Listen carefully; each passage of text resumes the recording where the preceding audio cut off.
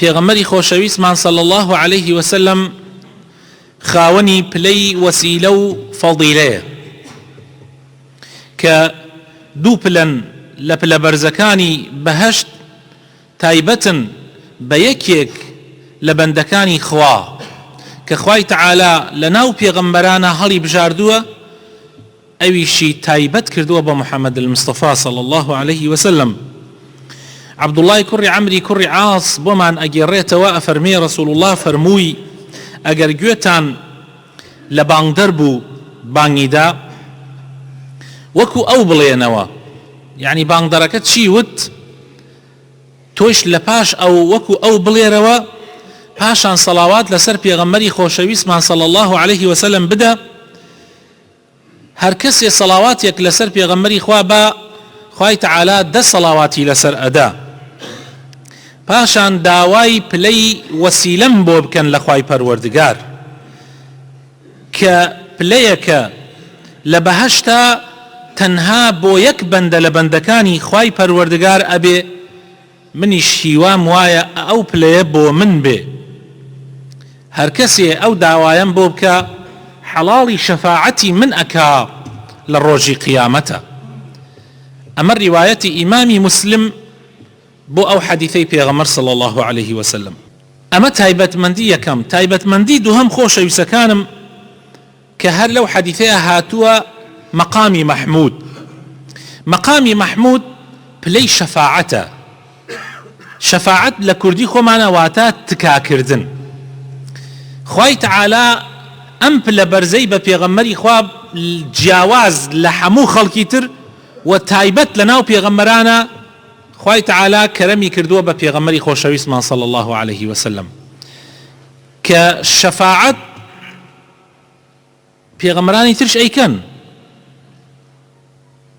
و هەندێک لە شەهیدان و لە پیاوچاکانی شەفاعەتەکەن، بەڵام ئەم شەفاعەتە جیاوازە،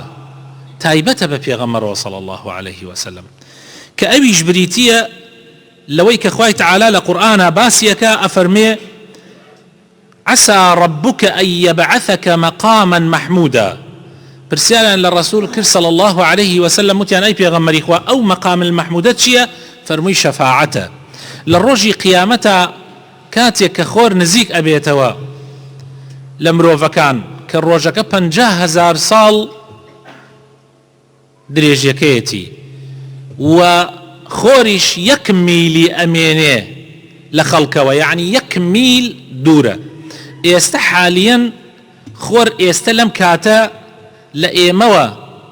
90 ملیۆن میل دوورە. 90 ملیۆن میل دوورە، ئەو کاتە 1 میل دوورە. بۆیە خەڵکی زۆر حاڵیان خراپە بێ. پێغەمبەری خوا صلی الله عليه وسلم فەرمێ بە پێی تاوانەکانیان خەڵکی وا هەیە عەرەق ئەگاتە نیوەی گوێچکی. حاڵی خەڵک زۆر خراپە بێ، ئەڕۆن کۆ ئەبنەوە بڕیار ئەدەن کە بچن هاوار ببن بۆ لای پێغەمبەران. لە ئادەمەوە عليه السلام دەستی پێکەن حتا عیسا عليه السلام. دانە دانە پێغەمبەران تەکلیفیان لێەکەن کە داوا بکەن شەفاعەتیان بۆ بکەن کە خوای تەعالا محاسبە دەستی پێ بکات، حیساب دەستی پێ بکات، چونکە ئەو چاوەڕوانیە زۆر سەختە. پێغەمبەری خوا صلی الله عليه وسلم فەرمێ دانە دانە پێغەمبەران ئەم ئەیدا بە پاش خۆی، ئەو ئەیدا بە پاش خۆی تا ئەگاتە عیسا عليه السلام. عیساش عليه السلام ئەفەرمێ ئەوە تایبەتە بە محەممەدەوە صلی الله عليه وسلم. بچن داوا لە محەممەد بکەن. کاتێ دێنە لای پێغەمبەری خوا صلی الله عليه وسلم، پێغەمبەری خوا صلی الله عليه وسلم هەڵ ئەسێ و ئەچێتە ژێر عەرشی خوای پەروەردگار و داوای ئەوە ئەکا کە محاسبە دەستی پێ بکاو، سەر بەرز ناکاتۆ لە سوجدا حتا خوای تەعالا وعدی پێ ئەدا کەوا محاسبە دەستی پێ ئەکا. ئەو پلە بەرزە، ئەو مەقام المەحمودە تایبەتە بە محەممەد صلی الله عليه وسلم.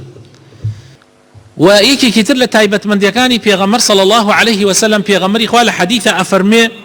هەموو پێغەمبەرێک دوعایەکی هەبووە لە دنیا کردوێتی. هەرچی پێغەمبەر هەیە دوعایەکی هەبووە لە دنیا کردوێتی، لە قەومەکەی کردوێتی یان هەر دوعایەکی تر بە دوعاکان کە دوعایەک خوای تەعالا وعدی داوە وەڵامی بداتەوە. بەڵام پێغەمبەری خوا صلی الله عليه وسلم ئەو دوعایە هەڵگردۆ بۆ قیامەت ئەفەرمێ من ئەو دوعایم نەکرد لە دنیا هەڵم گرت بۆ ئومەتەکەم لە ڕۆژی قیامەتە جا ئەو دوعایە پێغەمبەری خوا صلی الله علیه وسلم لە قیامەتە ئەیکا کە داوا ئەکا خوای تەعالی زۆرینەی ئومەتەکەی بخاتە بەهەشتەوە یەکێکی تر لە تایبەتمەندەکانی پێغەمبەر صلی الله عليه وسلم یەکەم کەسێک کە قەبری لەسەر ئەکرێتەوە لە ڕۆژی قیامەتە پێغەمبەری خوایە صلی الله عليه وسلم یەکێکی تر لە تایبەتمەندەکانی پێغەمبەر صلی الله عليه وسلم هەڵگری ئاڵای حەمدە لە ڕۆژی قیامەتە لیوای حەمد پێغەمبەر صلی الله عليه وسلم هەڵیەگرێ لیوایەکی تایبەتە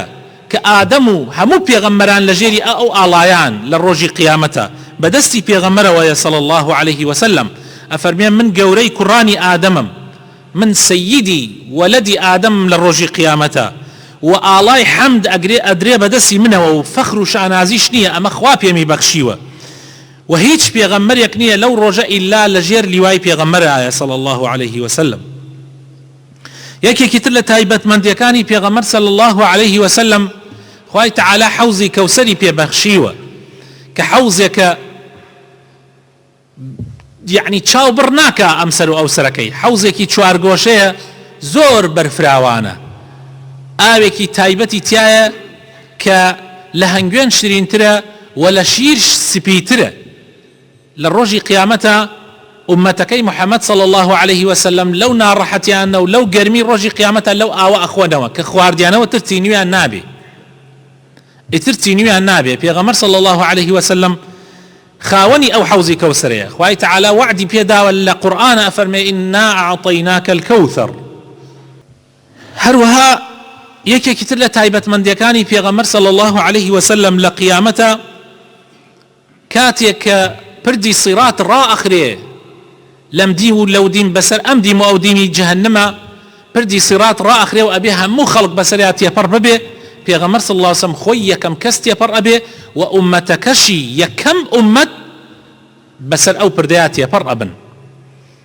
پێغەمبەری خوا ئەفەرمێ ئێمە آخر ئومەتین لەنەوەی ئادەم لە آخر ئومەتین دێین بەڵام لە ڕۆژی قیامەتە لەسەر پردی سیرات یەکەم ئومەت ئەپەڕینەوە و پێغەمبەری خوا صلی الله عليه وسلم خۆی پێشی ئومەتەکەی ئەکەوێ ئەمە هەندێک لەو تایبەتمەندیانەی پێغەمبەر بوو صلی الله عليه وسلم کە لە قیامەتە خوای تەعالی بە پێغەمبەری خوای بەخشیوە و هەندێک تایبەتمەندی تریش هەیە بۆ ئومەتی محەممەد صلی الله عليه وسلم لە قیامەتە بۆ ئومەتەکەی لە قیامەتە تایبەتمەندی هەیە هەندێک لەوانە عەرزتانەکەم یەکەمیان ئومەتی پێغەمبەر صلی الله عليه وسلم لە ڕۆژی قیامەتە وەکو ئەسپی ناو چاو سپی و دەست و پێ سپی دێنە حزوری خوای تەعالی یعنی خوای تەعالی ئومەتی محەممەدی جیا کردوتەوە پرسیاریان لە پێغەمبەر کرد صلی الله عليه وسلم باسی حەوزی کەوسەری بۆ سەحابەکان کرد کە ئاوایە و ئاوایە و ئاوایە و هەر کەسێ لە ئومەتەکەم دێ خۆم ئاوە دەمەدەستیانەوە کە پەرداخەکانی سەر ئاوی کەوسەر سەر حەوزی کەوسەر بەقەدەر ئەستێرەکانی ئاسمانە ئەوە نەزۆرە هەر کەسێ لە ئومەتەکەم دێ پێغەمبەر ئەفەرمێ صلی الله عليه وسلم خۆم ئاوی پێدەم جا پێغەمبەری خوا کە وای فەرموو سەحابەکان وتیان ئەی پێغەمبەری خوا تو چۆن ئومەتەکەت ئەناسیتەوە کە نەیانت بینیە کۆمەڵێک دێن نایان بینی فەرمووی بە ناوچاوانیانە و بەدەست و پێیانە کە سپیە و نورانیە و ئەدرەوشێتەوە لە ئاساری دەستنوێژەکانیان کە پێیان ئەوترێ غوڕ المحەجەلین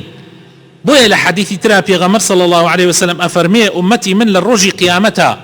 غوڕ ومحەجەلین غوڕ یعنی دەمچاوی ناوچاوانی سپیە و هەردوو دەست و هەردوو پێیان سپیە لە ئاساری دەستنوێژەکانیانە بەوانەوە دێنە حزوری خوای تەعالی بۆیە هەر کەسێک لە ئێوە بۆی کرا زیاتر بشۆرێ لە دەمچاوی لە دەستی بۆ نورەکەی زیاتر بێ و زیاتر بناسرێتەوە ئەوە تایبەتە بە ئومەتی محەممەد صلی الله عليه وسلم یەکێکی تر خۆشەویستەکانم لە تایبەتمەندیەکانی ئومەتی محەممەد صلی الله عليه وسلم ئومەتی پێغەمبەر ئەبن بە شایەت بەسەر ئومەتەکانی ترەوە خوای تەعالی ئەفەرمێ وەکەذالکە جەعەلناکم ئومەتەن وەسەطە ئێمە ئێوەمان کردوتە ئومەتی وەسەط ئومەتی مامناوەند ئومەتی عەدل ئومەتی دادپەروەری لتكونوا شهداء على الناس ويكون الرسول عليكم شهيدا ئێوە ئەبن بە شایەت لەسەر ئومەتەکانی تر و پێغەمبەریش ئەبێ بە شایەت لەسەر ئێوە لە ڕۆژی قیامەتە. پێغەمبەری خوا صلی الله علیه وسلم ئەفەرمێ لە ڕۆژی قیامەتە هەموو پێغەمبەری وا دێ یەک نەفەری لەگەڵایە.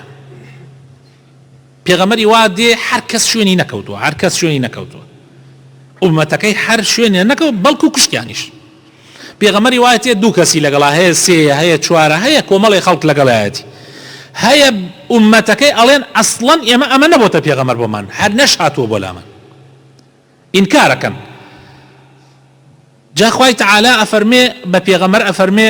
خوا ئەزانێ بەس بە پێغەمبەرەکە ئەفەرمێ کێ شایەتە کە تۆ دینەکەت گەیاندووە بەم ئومەتە؟ ئەو پێغەمبەرە ئەفەرمێ ئومەتی محەممەد صلی الله عليه وسلم. ئومەتی محەممەد شایەت من کە لەو کتێبەیە کە تۆ بەیانت ڕەوانە کردووە باسی ئەوەی تایە کە من دینەکەم گەیاندووە. هەر لە نوحەوە حتا آخر پێغەمبەر وا ئەڵێن. بۆیە ئێوە ئەبن بە شایەت بەسەر ئومەتەکانی ترەوە و پێغەمبەری خۆشەویستمان صلی الله عليه وسلم شایەتە بەسەر ئێمەوە. ئومەتی میان ڕەوی، ئومەتی مامناوەند. یەکێکی تر لە تایبەتمەندیەکانی ئومەتی پێغەمبەر صلی الله عليه وسلم ئومەتی محەممەد صلی الله عليه وسلم زۆرینەی ئەهلی بەهەشتن، یعنی لە هەموو ئومەتەکانی تر زیاترن، لە ئومەتی هەموو پێغەمبەرەکان زیاترن. پێغەمبەری خوا صلی الله عليه وسلم ڕۆژێکیان لەناو ئەسحابەکانە دانیشتو بوو فەرمووی ئایا ڕازی ئەبن کەوا ئێوە ببنە چارەکی، یعنی یەک لەسەر چواری بەهەشت؟ ئەڵێ سەحابە دەستیان کرد بە ئەڵڵاهو ئەکبەر، یعنی ڕبعی بەهەشت، چارەکی بەهەشت، خەڵکی بەهەشت ئومەتی پێغەمبەر بێ صلی الله عليه وسلم. فەرمووی ئەی ڕازین ئەگەر ئێوە ببن بە یەک لەسەر سێی بەهەشت، یعنی لە سێ بەشا بەشێکی ئومەتی پێغەمبەر بێ صلی الله عليه وسلم. ئەفەرمێ ئەسحاب زۆر دڵخۆش بوون، زۆر دڵخۆش بوون. پاشان پێغەمبەر صلی الله عليه وسلم فەرمووی ئومێدم وایە کە ئێوە نیوەی ئەهلی بەهەشت بن، یعنی ئومەتی پێغەمبەر صلی الله عليه وسلم نیوەی بن. ولا حديثك ترى هاتو كإمام الترمذي يجريتوا أفرمي أهلي بهشت 120 ريزن 120 ريزن يعني تري زي كسنورينية يعني أمبر أو بري أفرمي في غمر صلى الله عليه وسلم هشتاي لأمتي محمد صلى الله عليه وسلم. يا ربي خواي ورا رحمن بيبكاو لأمتي في غمر بين صلى الله عليه وسلم ولا أهلي بهشت بين لو أنا نبين كبي غمر صلى الله عليه وسلم أفرمي لسر حوزي كوسر كسانيك دين وابنا من ده لأمتي منن يا الناس موا لأمتي منن بلام بيش أوي من آوك بم بدسيانوا ملائكة قاويان أده أفرمي وتم أي بيغمري خوا أصحاب كانوا أي بيغمري خوا بو يعني قاونا فرموي منيش وتم ملائكة كان بو أمانة أمتي منن أو تدم شايان دزنيوجيان هيا شوني دزنيوجيان هيا أمانة أمتي منن بو قاونا أدن وتيان أي بيغمري خوا ملائكة كان ألين أي بيغمري خوا تو نازاني أمانة لدواي تو چيان كرت أمانة لدواي تو دينك تيان غوري أمانة لباشي تو أوي خرابنا بكرديان بلام بدس نيوجيش ولا حول ولا قوة إلا بالله جابويا دواب كان خواي تعالى لو كسانا ما نجيري كلسر ولا للروة بياوكي باشين دزنيوج أهلي نيوش حاجين روجوغرين بناويش على أساس زكاتتين بلام للايكي تروا ظلمان برا لنفاق لدروي داوا كارم خواي تعالى بخاتنا وجوانا كان يخوي الرحمن بيبكا يا ربي خواي لا شون كوت الراسقين كان يبي غمري خوا حساب من بكي يا ربي خواي لأمتي محمد صلى الله عليه وسلم حساب من بكي يا ربي خواي لقنا حكان من خوش ببي يا ربي خواي لقل أهلي توحيدا حشر من بكي